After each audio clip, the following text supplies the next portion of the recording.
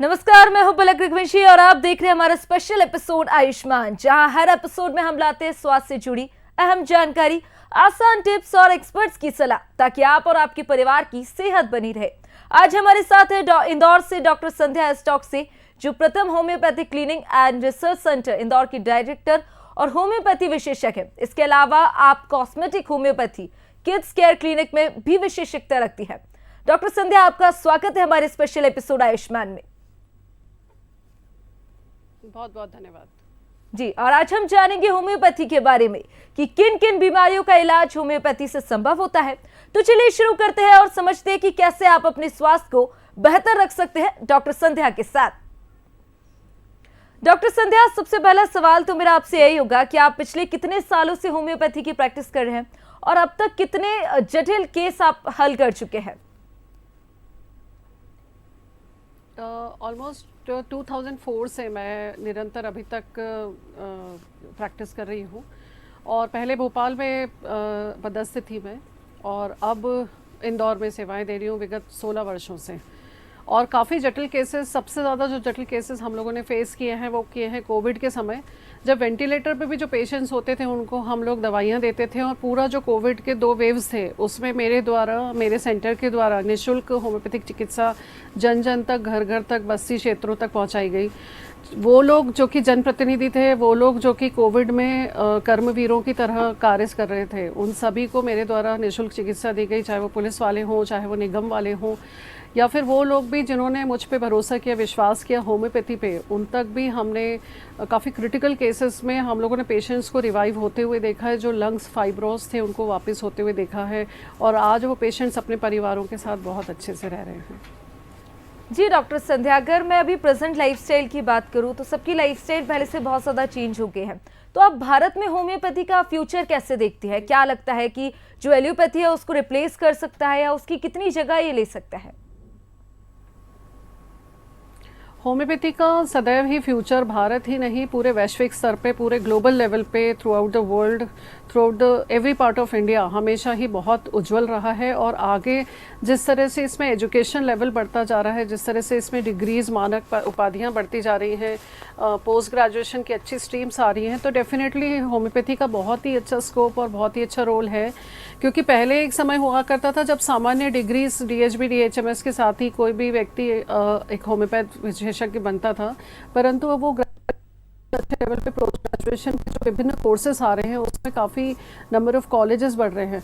Colleges बढ़ने से definitely disease approach भी बढ़ेगी, नंबर ऑफ़ होम्योपैथ समाज में बढ़ते जा रहे हैं और रिसर्चेस पे भी बहुत अच्छा कार्य हो रहा है। और सक्सेस रेट्स होम्योपैथी के 100% है। सिर्फ कहीं जहाँ पे सर्जिकल इंटरवेंशन होता है वहाँ तक हमारी सीमाएं रहती हैं और इनफैक्ट हमारी नहीं, सभी की सीमाएं वहाँ तक है जहाँ पे सर्जिकल इंटरवेंशन है। परंतु उसके बाद भी जो रिकवरीज हैं या कोई भी बीमारी को बचाने की क्षमता है, मेटाबॉलिक डिसऑर्डर्स जैसे आप कह रहे हैं, लाइफस्टाइल डिसऑर्डर, तो उसमें सबसे कॉमन इस समय हो गया शुगर और डायबिटीज़, जो कि एक बेसिक लाइफस्टाइल डिसऑर्डर है। तीसरी सबसे इंपॉर्टेंट है PCOD, पॉलीसिस्टिक ओवेरियन डिजीज़, जो महिलाओं में, छोटी छोटी बच्चियों में हर दूसरी बच्ची को PCOD है। तो यहाँ तक अगर देखा जाए तो होम्योपैथी का रोल 100% है। बिल्कुल ठीक कहा आपने कि 100% रोल तो होम्योपैथी का रहता है, पर एक बहुत ज़रूरी सवाल लोगों के दिमाग में रहता है, क्या एलोपैथी और होम्योपैथी को साथ में लिया जा सकता है और किस समय पर किसको ज़्यादा तवज्जो देना चाहिए? होम्योपैथी और एलोपैथी को दोनों को साथ में लिया जा सकता है। हमारे पास काफ़ी सारे ऐसे पेशेंट्स हैं जिनकी निरंतर, फॉर एग्जांपल डायबिटीज़ की अगर हम बात करते हैं, जो कि बहुत तीव्रता से भारत में भी स्पेशली युवाओं में बढ़ रही है, तो यहाँ पे जो पेशेंट हमारे पास आते हैं या जो ऑस्टियोआर्थराइटिस के पेशेंट्स हैं जो ऑलरेडी होम्योपैथी एलोपैथी ले रहे होते हैं, मॉडर्न मेडिसिन ले रहे होते हैं या ऑटो इम्यून डिसऑर्डर्स की दवाइयाँ वो लोग ले रहे होते हैं, तो हम लोग सपोर्टिंग और होलिस्टिक डेवलपमेंट को जब हम देखते हैं, होलिस्टिक अप्रोच को देखते हैं, तो होम्योपैथी कोई भी बीमारी की जो प्रोसेस है उसको स्लो डाउन करती है। अगर हम बात करते हैं कैंसर जैसी जटिल बीमारियों की, तो उसमें जब कीमोथेरेपी हो रही होती है उसके साथ में अगर पेशेंट को होम्योपैथी दिया जाता है तो उसके कीमो के जितने भी साइड इफ़ेक्ट्स हैं वो बिल्कुल डिमिनिश हो जाते हैं एंड रिकवरी रेट्स पेशेंट के डबल हो जाते हैं।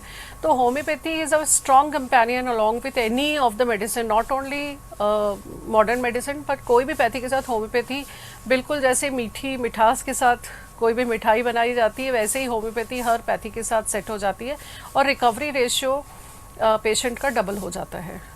बिल्कुल डॉक्टर संध्या, जैसा आपने अभी थोड़ी देर पहले कहा कि पीसीओडी में बहुत ज़्यादा मददगार साबित होता है, तो अगर मैं आजकल की महिलाओं की बात करें तो पीसीओडी बहुत कॉमन चीज़ हो गई है जो तेज़ी से बढ़ रही है।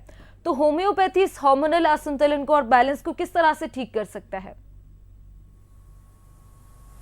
देखिए, पीसीओडी कोई बीमारी नहीं है, ये कुछ एक लाइफस्टाइल डिसऑर्डर है, जो हमारी जीवन शैली है उसमें जो डिस्टर्बेंस है। अब ये जो जीवन शैली है इसमें मन भी आता है, शरीर भी आता है, न्यूट्रिशन भी आता है।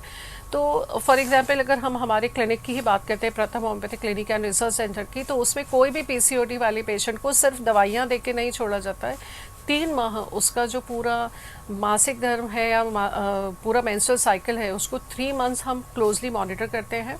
हम लोग मेडिसिन के साथ में उसको अश्योर्ड रिजल्ट्स के लिए अच्छा डाइट, अच्छा न्यूट्रिशन, समय पर सोना, समय पर उठना और मन और चित्त को शांत रखना, इन सब के भी प्रभाव हम बताते हैं। और अगर वो पेशेंट नहीं कर पा रहा है ऐसा, जो कि बहुत कॉमन है आजकल, स्ट्रेस एक बहुत बड़ा कारण है पीसीओडी को बनाने के लिए, उसके कारण हार्मोनल इम्बैलेंस बहुत, स्लीप जो साइकिल है वो विद्यार्थियों में, जो युवा लड़कियां हैं उनमें बहुत चेंज हो गया है, उसके कारण भी पीसीओडी डेवलप होता है। एक्सेसिव तनाव में रहना, एक्सेसिव स्क्रीन यूज़ करने से भी पीसीओडी डेवलप होता है और पुअर न्यूट्रिशन से भी पीसीओडी डेवलप होता है। तो पहले तो हम होम्योपैथिक चिकित्सक होने के नाते हमारा प्रथम दायित्व ये होता है कि हम उसके कारण पेशेंट को बताएं, और अगर वो नहीं कर पा रहा है तो उसके अनुरूप हम उसको जब दवाइयाँ देते हैं तो 3 साइकिल में ही पेशेंट 100% क्योर होता है, उसको किसी भी तरह का हार्मोनल इम्बैलेंस आगे नहीं होता है।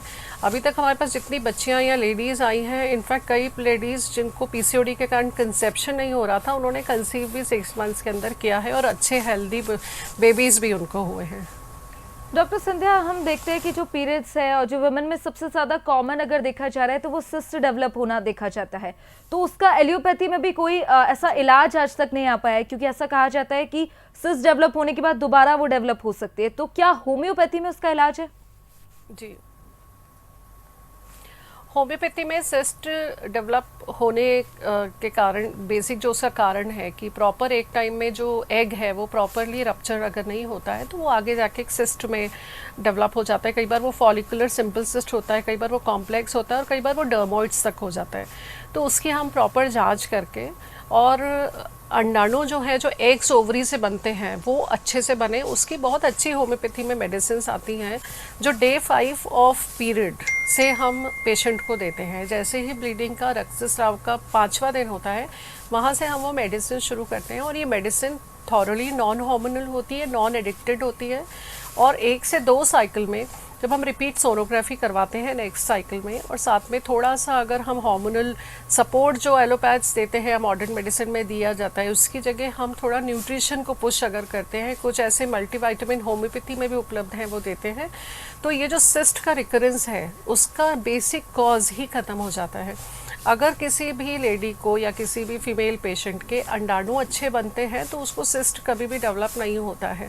तो हमारा बेसिक फोकस रहता है कि जो बेसिक हार्मोन है जो एग्स बना रहा है उसका रेशियो होम्योपैथी से हम मेंटेन करा सकते हैं। ईस्ट्रो प्रोजेस्टेरॉन रेशियोज हम बना सकते हैं। एक फॉलिकुलर स्टिमुलेटिंग हार्मोन जो FSH है, LH है, इनके संतुलन हम बना सकते हैं। और हमारे सेंटर से जो भी ट्रीटमेंट जब हम इन पेशेंट्स के शुरू करते हैं तो प्रॉपर हम बेसिक 6 हार्मोन्स के टेस्ट कराने के बाद ही हम आगे बढ़ते हैं, और एविडेंट बेस्ड रिपोर्ट्स हम देते हैं कि आपने जब ट्रीटमेंट शुरू किया तब आपकी रिपोर्ट्स थी, after 3 months these are the reports. और अभी तक के तो कोई भी पेशेंट ऐसा नहीं है जिसको दोबारा से इन सब चीज़ों के रिकरेंस हुए हैं। बिल्कुल डॉक्टर संध्या, बहुत ज़रूरी जानकारी आपने साझा की। अब मैं ये जानना चाहूँगी, आजकल का जो लाइफस्टाइल है, जैसा हमने बात की, स्ट्रेस और पॉल्यूशन के कारण हेयर फॉल एक बहुत बड़ी प्रॉब्लम अब बन गया है, तो ऐसे में होम्योपैथी दवाइयाँ कितनी कारगर साबित हो सकती है? देखिए, जहाँ आपने शुरू में मेरा परिचय दिया है कि हमने एक अलग ही विधा यहाँ इंदौर में और मध्य प्रदेश में शुरू करी है, मेरे पास मध्य प्रदेश के बाहर के भी काफ़ी सारे पेशेंट्स हैं। एक साइड कॉस्मेटिक होम्योपैथी का मैंने डेवलप किया है, जिसमें हम लोग कॉस्मेटिक साइड ऑफ होम्योपैथी को सबके सामने लाते हैं। होम्योपैथी में इस समय तमाम तरह के कॉस्मेटिक्स, जो कि इस समय आज के युवा स्पेशली हर थोड़े दिन में अपने कॉस्मेटिक्स चेंज करते हैं, कहीं कोई विज्ञापन को देख के या कहीं, बट हमारे जो पेशेंट्स हैं जो ठीक होते हैं वही हमारे ब्रांड एम्बेसडर्स हैं। मेरे पास में हेयर फॉल की अगर आप बात करते हैं तो अधिकतम आयु का पेशेंट 72 साल का है जिसके बाल भी काले ही हो गए हैं। तो यह इसके पूरे एविडेंस भी है हमारे सेंटर पे, उसके रिकॉर्ड्स भी मौजूद हैं। और हेयर फॉल में बहुत सारे ऑप्शंस हैं होम्योपैथी को लेके। पहला है बहुत ज़्यादा अगर जैसे बाल गुच्छों में जड़ते हैं, जो कि पर्टिकुलरली अगर आप नोटिस करेंगे तो कोविड के बाद इसकी क्षमता बहुत बड़ी है। पेशेंट, छोटे छोटे बच्चों के भी हेयर फॉल होते हैं। Premature greying of hair, बहुत जल्दी समय पे अगर कई लोगों के बाल सफ़ेद होने लग जाते हैं। स्पेशली हमने देखा है स्कूल गोइंग बच्चों के भी, अगर लड़कों की अगर हम बात करते हैं तो पीछे का एरिया में बाल सफ़ेद होने लगते हैं। साथ में dandruff is a very common problem, जो ड्राई स्केलिंग होती है, छोटी छोटी फुंसियाँ हो जाना और उसकी जगह बाल टूटना। एलोपेशिया, जिसमें गुच्छों में एक जगह एक एरिया में बाल टूट जाते हैं, ये ऑटो इम्यून डिसऑर्डर होता है। साथ ही साथ जो कंटिन्यूसली आजकल जो लोग हैं वो कंटिन्यूसली कुछ हेयर प्रोडक्ट्स ऐसे या कुछ हेयर ट्रीटमेंट्स ऐसे कराते हैं, उसके बाद जैसे बोटॉक्स है या बाकी जो भी ट्रीटमेंट्स होते हैं मार्केट में, उसके बाद में एक लेवल के बाद में आपके ओरिजिनल बाल जो है वो पूरे ख़त्म हो जाते हैं। उसके बाद पूरे आर्टिफिशियल बाल होते हैं, दे आर वेरी ड्राई, बहुत रफ होते हैं। लेंथ कई लोगों की नहीं बढ़ती है, कई लोगों का बहुत अच्छा खाने के बाद में भी हेयर थिनिंग होती है। इन सब में होम्योपैथी, आज मैं सबको बताना चाहूँगी कि विद इन 15 डेज़ हमारे पास में हेयर फॉल रुकता है और अगले 1 महीने के अंदर आपके ग्रोथ अच्छी दिखने लग जाती है। आपको बहुत महंगे इंजेक्शंस, बहुत हैवी ट्रीटमेंट, बहुत पेनफुल ट्रीटमेंट्स इनफैक्ट कभी अपने आप को ये सोचना कि हम कभी विग्स पे आ जाएंगे, ये सब एक्सटेंशंस पे आ जाएंगे, सब करने की ज़रूरत नहीं है जब होम्योपैथी आपके साथ है। बिल्कुल डॉक्टर संध्या, एक होम्योपैथी को लेकर एक बहुत बड़ी बात कही जाती है कि इससे इलाज बहुत धीरे होता है या मरीज को ठीक होने में काफी समय लगता है, तो क्या ये सिर्फ धारणा है या फिर इसको मिथ कहेंगे? पहले के समय में ऐसा होता था कि होम्योपैथी में कई सारे ऐसे प्रोडक्ट्स थे नहीं अवेलेबल, या फिर इतनी नंबर ऑफ़ मेडिसिन वैरायटी लोगों को पता नहीं होता था। डायग्नोस्टिक अप्रोच जब हम होम्योपैथी की रखते हैं, जो कि मेरा मुख्य पैटर्न ऑफ ट्रीटमेंट है कि हम डायग्नोस्टिक अप्रोच और पूरे पेशेंट को एज ए होल पूरा स्टडी करके उसकी अच्छी केस टेकिंग लेके फिर हम मेडिसिन डिसाइड करते हैं। ऐसा ये समय अब जा चुका है, अब होम्योपैथी बहुत एडवांस लेवल पे पहुंच चुकी है, उसकी शोध बहुत एडवांस लेवल पे है, उसके रिसर्चेस काफ़ी एडवांस लेवल पे है। होम्योपैथी सेम सिरदर्द में उसी तरह काम कर सकती है। वो छोटी 10 गोलियां, उनमें अब इतनी ताकत है कि वो जैसे आप कोई पैरासिटामोल या कोई मेडिसिन लेते हैं सिरदर्द या फीवर के लिए, उसी तीव्र क्षमता से अब होम्योपैथी भी ट्राई कर सकते हैं आप लोग। और साथ में अब वो जो पहले बहुत परहेज और इन सारी चीज़ों थी, वो भी हमारे पेशेंट्स को हम बहुत ज़्यादा नहीं बताते, क्योंकि हम अब किसी की लाइफस्टाइल इतनी ज़्यादा नहीं रह गई कि वो बहुत चीज़ों का परहेज करे। पर हाँ, डिज़ीज़ के अनुरूप अगर कुछ चीज़ों का परहेज है तो वो हम बताते ही हैं। पर अब ये कहना मेरे ख्याल से गलत है कि होम्योपैथी बहुत समय लेती है। इंस्टेंट अगर आपको छींकें आ रही हैं कई लोगों को, एक मैं सबसे कॉमन एग्जाम्पल अगर आपको दूं तो वो ये है कि सुबह उठते ही कई लोगों को बहुत छींकें आती हैं। आप 3 दिन हम एक मेडिसिन देते हैं, वो आप लेके देखिए, आपकी सालों की 30 वर्ष पुरानी जो छींकें हैं वो जा सकती हैं। साथ में कई लोगों को जो लंबे समय से काफ़ी सारे लोग हैं जो लंबे समय से नींद की गोलियां खाते हैं या उठते ही कोई ऐसी एंटासिड उनको खाना पड़ता है, तभी उनका पेट दिन भर ठीक रहता है। होम्योपैथी में इतनी अच्छी मिराकुलस मेडिसिन है, बस अगर वो उसका चयन, दवा का चयन हो और उसका पोटेंसी बिल्कुल ठीक हो, तो होम्योपैथी क्विकेस्ट काम करने वाली दवा है। बिल्कुल, बहुत ज़रूरी जानकारी आपने दी कि अगर सही दवा ले ली जाए होम्योपैथी से तो ज़रूर उसका रिजल्ट देखने को मिलता है। डॉक्टर संध्या, क्या थायराइड के मरीजों को उम्र भर गोली खानी पड़ती है या होम्योपैथी से इसे रिवर्स भी किया जा सकता है? बिल्कुल रिवर्स कर सकते हैं मैडम। हमारे पास काफ़ी सारे संख्या में ऐसे पेशेंट्स हैं जो 150 mg खाते खाते 25 पे आए हैं वर्ष भर में, और धीरे धीरे वो 25 रोज़ाना से हफ्ते में 1-2 दिन पर भी आए हैं। और ये सारी चीज़ें इतना सहज नहीं है यहाँ पे बोलना, उसके पूरे हमारे पास में रिकॉर्ड्स हैं। और क्योंकि कोई भी ट्रीटमेंट बीमारी का तब है जब आपको दवा ही ना खानी पड़े। हमारा सिद्धांत हमारे क्लिनिक से ही रहता है कि आप मेडिसिन फ्री लाइफ जिए। अभी मेडिसिन होम्योपैथी भी हो सकती है, एलोपैथी भी हो सकती है, या कोई भी पैथी की हो सकती है, बट हमारा जीवन इतना स्वस्थ रहे कि हम कोई भी तरह की दवाइयाँ ना लें। कोई भी एक दवा लेने से लंबे समय तक वो जो ग्रंथि है वो ऑलमोस्ट डिपेंडेंट हो जाती है। तो जब हमारे पास में इस टाइप के केसेस आते हैं तो हम सबसे पहले इस पेशेंट का एंटी टीपीओ टेस्ट कराते हैं, जो कि काफ़ी कम लोगों को पता है। काफ़ी सारे पेशेंट्स हमारे कहते हैं कि हमने इस टेस्ट को आज तक कराया नहीं। तो जब एंटी टीपीओ का टेस्ट करा के हम एक जनरल आंकलन लेते हैं कि हमारे पास कौन सी मेडिसिन के थ्रू हम इस पेशेंट को 6 महीने या 3 महीने में या हो सकता है 15 दिन में ही ठीक करें। एंड बहुत इफ़ेक्टिवली अगर पेशेंट नियमित है दवा लेने में, और इसमें बहुत ज़्यादा दवाइयाँ भी नहीं, हार्डली 1 या 2 दवाइयाँ ऐसी हैं जो उन्हें सुबह खानी है और एक नाश्ते के बाद लेनी है।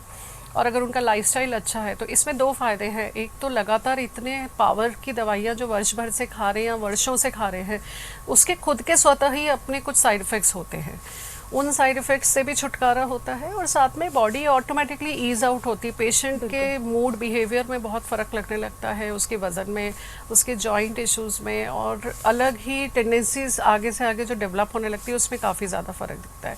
और हमारी मेडिसिन भी मैं थायराइड की आपने बात करी है, बट मैं आपको बताना चाहूँगी कि अगर कोई भी पेशेंट, चाहे वो थायराइड का हो या कोई भी बीमारी का हो, अगर वो लगातार 3-4 महीने मेरे पास आ रहा है तो कहीं ना कहीं मेरी दवा उस तक प्रॉपर नहीं पहुंच पा रही है। तो प्रयास मेरा यह रहता है कि हमारे प्रथम homeopathy clinic and research centre से हम 2 से 3 महीना मैक्सिमम में उसकी कोई भी जटिल से जटिल परेशानी है उसका निराकरण कर दें। बिल्कुल डॉक्टर संध्या, और बिना सर्जरी की होम्योपैथी दवाइयाँ, मतलब स्टोन जो होता है उसको शरीर से किस तरह से घुलाकर बाहर निकाल सकती है? स्टोन्स के वैरायटी पे डिपेंड करता है, और अगर आप पूछना ही चाहें तो हम पहले बात करते हैं गॉल ब्लैडर स्टोन की। तो पित्त की थैली, 2 तरह के स्टोन बॉडी में होते हैं, एक पित्त की थैली का स्टोन होता है और एक होता है किडनी स्टोन, रीनल स्टोन। तो पित्त की थैली के स्टोन अगर वो नेक तक आ रहे हैं और अगर वो बहुत ज़्यादा बड़ा है तो again this is an surgical intervention, यहाँ पे कहीं ना कहीं सर्जरी का प्रयोग फिर होता है।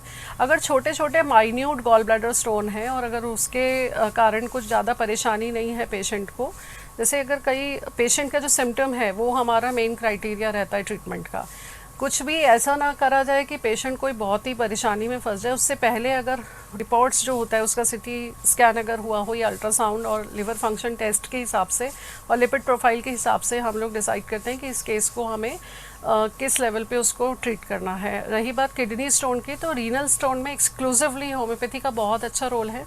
कैल्शियम ऑक्सलेट स्टोन्स और ये जो स्टोन्स जो बार बार बनते हैं, इन स्टोन्स का ट्रीटमेंट, उनके जो यूरिन रिपोर्ट्स है उनका एक्सरे के यूबी और साथ में उनका जो पूरा अल्ट्रासाउंड है रीनल एरिया का, वो देखने के बाद में हम लोग कुछ 1-2 दवाइयाँ निर्धारित करते हैं। और अगर दवाई पेशेंट ने बहुत अच्छे से ली है और अगर ट्रीटमेंट डोज उसका प्रॉपर किया, मेडिसिन सिलेक्शन हमारा बहुत अच्छा है, तो कई पेशेंट्स 1-1 महीने के अंदर वो स्टोन लेके आ जाते हैं। वो स्टोन पूरा क्रश भी होता है। इसके साथ एक चीज़ और मैं आपको बताना चाहूँगा, स्टोन बनना एक टेंडेंसी है, तासीर जिसे हम कहते हैं। तो कई लोगों में स्टोन बनना एक टेंडेंसी होता है और कई लोगों में अगर आप देखेंगे तो ये इनहेरिटेंस है, मतलब वंशानुगत होता है। घर परिवार में स्टोन बनना एक टेंडेंसी है। होम्योपैथी में ऐसी भी बहुत अच्छी दवाइयाँ हैं जिससे कई पेशेंट आए कि हमको रिकरेंट स्टोन होता है, हमने ऑपरेशन करा लिया, वापस हो गया, अब हम होम्योपैथी लेना चाहते हैं। तो जितने भी लोगों के साथ ऐसी समस्याएं, तो आप होम्योपैथी निश्चित लें। इसके साथ में 1-2 महीने का कोर्स ये करें कि आपको जीवन भर कभी भी स्टोन ना हो, इसकी गारंटी भी होम्योपैथी ले सकती है। जी डॉक्टर संध्या, और हम देखते हैं कि आजकल लोग स्किन ट्रीटमेंट बहुत ज़्यादा ले रहे हैं, और जैसे ही वो दवाइयाँ चलती है और जैसे ही वो दवाइयाँ खत्म हो जाती है तो चेहरे पर दोबारा से दाग धब्बे दिखने लगते हैं। तो मेलास्मा और पुराने दाग धब्बों के लिए होम्योपैथी किस तरह से इंटरनल मेडिसिन के तौर पर काम करता है? Homeopathy gives you happy hormones. कोई भी महिला या पुरुष है उसका चेहरा तभी ग्लो करेगा जब वो नेचुरली इंटरनली उसके हार्मोन्स बहुत स्टेबल हैं। जैसे पीसीओडी की हमने 2-3 बार बातें करी हैं। पीसीओडी के पेशेंट्स के ऑलरेडी पिगमेंटेशन होता है, उनका फोरहेड का कलर, उनके गाल का, नेक का, सब जगह का कलर अलग रहेगा। इनफैक्ट जो मेल्स की अगर हम बात करते हैं तो जो जिन लोगों को रिकरेंट पिगमेंटेशन होता है या डायबिटिक पेशेंट्स मेल्स होते हैं तो उनके इधर आप देखिएगा ब्लैक पिगमेंटेशन जमा हुआ होता है। तो ऐसे पेशेंट्स में होम्योपैथी बहुत अच्छी है। एंड गुड अबाउट होम्योपैथी इस की होम्योपैथी में आज के समय में हर तरह का कॉस्मेटिक उपलब्ध है। सिर्फ वैक्स के अलावा होम्योपैथी में bleach, cream, anti ageing treatments हर तरह के उपलब्ध है, और ये बहुत साइड इफ़ेक्ट बिल्कुल भी नहीं होते हैं और बहुत इफ़ेक्टिव ट्रीटमेंट के साथ में बहुत रीजनेबल होते हैं। साथ में जो मेडिसिन हम देने से ज़्यादा हम इंटरनली देने में लगाते हैं। कई मेडिसिन तो होम्योपैथी में ऐसी है जो अगर आप 10-10, 15-15 साल भी ले रहे हैं तो आपकी स्किन हमेशा मेंटेन रहेगी। डिस्पाइट आप कुछ भी क्रीम लगा लें, आपके चेहरे पे कितना भी स्ट्रेस हो, आपका चेहरा हमेशा विदाउट मेकअप ग्लो करेगा। तो होम्योपैथी हैज़ मिराकुलस, इनफैक्ट अभी तक जितने भी हमारे पास केसेस आए हैं, they have very good skin even after stopping the treatment बंद होने के बाद में भी इनके फेस का ग्लो वैसे ही है। प्रेगनेंसी के बाद में लड़कियों का चेहरा काफ़ी डल हो जाता है, पूरा ब्लैक टी पॉइंट पे हो जाता है। कई मेल्स हैं जिनको एक्ने, मेल्स के पोर्स हमेशा ओपन रहते हैं, तो अगर पिंपल्स मेल्स में हो गए, स्पेशली अगर यंग लड़कों में, तो आप देखेंगे कि उसमें गड्ढे हो जाते हैं। ये स्कैर रिपेयर ट्रीटमेंट भी होम्योपैथी में बहुत अच्छा होता है। हमारे पास इनफैक्ट जब मैंने कॉस्मेटिक होम्योपैथी के बारे में सोचा तो हमने कई ऐसे भी केसेस को डील किया जो ब्राइडल्स के लिए बहुत महंगे महंगे ट्रीटमेंट्स करवाते थे, लेज़र्स करवाते थे, या कुछ ऐसे पैकेजेस लेते थे महंगे सैलून्स में, उनको हार्डली 1/4 दरों में होम्योपैथी ने ठीक करा। शादी से पहले अगर आप 3-4 महीने पहले होम्योपैथी लेते हैं तो वो जो एक्स्ट्रा मेकअप होता जाता है, उसके बाद में जब असली चेहरा सामने आता है तो वो पूरा विथर्ड होता है, उसमें चेहरे में काफ़ी दाग धब्बे या रैशेस हो जाते हैं। तो उसके लिए भी होम्योपैथी बहुत अच्छी है। और हमारे यहाँ हम बिलीव करते हैं कि it's not only the medicine which will help you, but आपका जो डाइट है और आपका जो मानसिक संतुलन है वो बहुत ज़्यादा चेहरे के ग्लो के लिए मैटर करता है। तो इन सब चीज़ों को फोकस करते हुए हम लोग मेडिसिन देते हैं। बिल्कुल सही बात डॉक्टर संध्या आपने कही कि अगर डाइट ठीक हो, लाइफस्टाइल ठीक हो तो दवाइयाँ भी काम करती हैं। एक बहुत ज़रूरी सवाल, आजकल हम देखते हैं कि सिर दर्द या माइग्रेन एक बहुत बड़ी प्रॉब्लम बन गया है, तो उनके लिए पेन किलर्स के मुकाबले होम्योपैथी क्या परमानेंट सोल्यूशन बन सकती है? एग्जैक्टली 100% आपका क्वेश्चन एकदम सही है, बिकॉज माइग्रेन कई बार एक्चुअली मिमिक करता है।